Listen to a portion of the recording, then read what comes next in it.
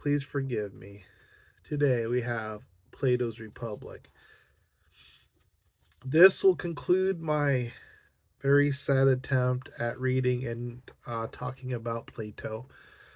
Um, I believe, and by all means, comment down below if I missed any. If you've been following along, I have the playlist down below too. If you want to take a gander, I believe I got all the Oxford World Classics, the heavy hitters, read and out of the way.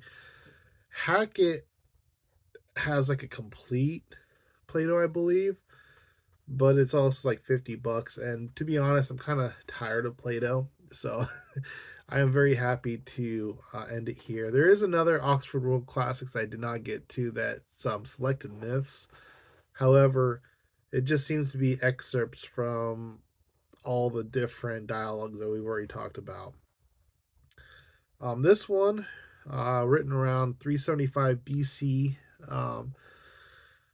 reads nothing like any of the other Plato's I talked about. This one almost reads like a novel, whereas the other ones were dialogue, so almost kind of read like a play, I guess you could say. And I think there's some thought behind this that maybe this is actually Plato's words, and that Socrates is more of a um, just a character in this story. And I think there might be something to that, just because how, like I said, it reads nothing like the other dialogues. This one is basically Socrates talking to Glaucon. I had to Google these because I completely forgot their names. I started this back in like the end of December or beginning of January. I'm just now talking about it. It took me forever to finish. Like I said, I was just so sick of Plato, and this is very dry. Whereas even like the dialogues I didn't necessarily enjoy, they were still. I don't know how to say it exactly.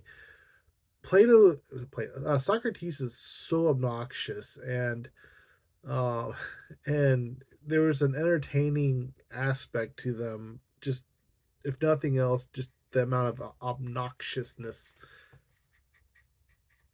that he was portraying. The ferret decides she's going to start attacking her water bottle right now. I don't know if you can hear that or not.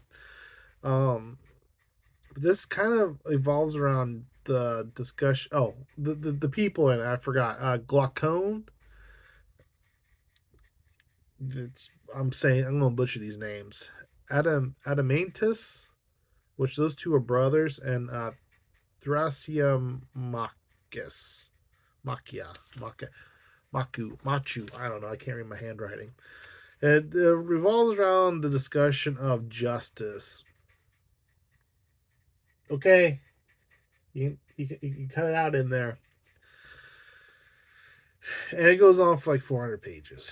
And it's kind of broken up into different sections. The first part, they're kind of trying to find the definition of justice and the only way that Socrates can, and that is being obnoxious.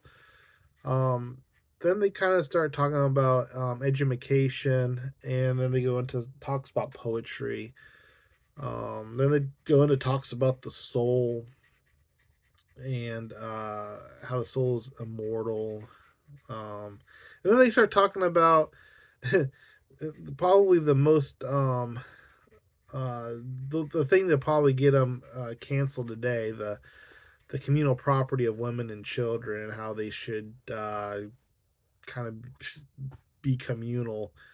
Um, it takes a village. It really does. And then go into the where he tries to argue that kings should be philosophers. Gee, I wonder where he's getting this idea. That's when he was dragged away by his ankles, and they beheaded him for even saying such a thing. And then they stuck his head back on super glue. They had really good super glue back then.